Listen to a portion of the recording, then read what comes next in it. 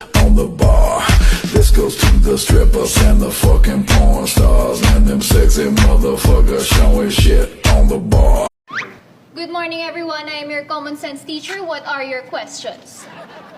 Ma'am, nalulunod din po ba yung mga isda? Oo. Kaya pag tinanggal mo sila sa tubig, sumasayaw sila sa tuwa. Ay ma'am, bakit kulay orange ang prutas na orange? Ano ang kulay katabi ng orange sa rainbow? Yellow? Ano ang kasama ng orange juice pag iniinom mo? Yellow. Next question. Ma'am, bakit po ba yung lechon laging may apple sa bibig? Hindi kasi kasya sa puwet. Tsaka syempre, tayo lang ba ang kakain?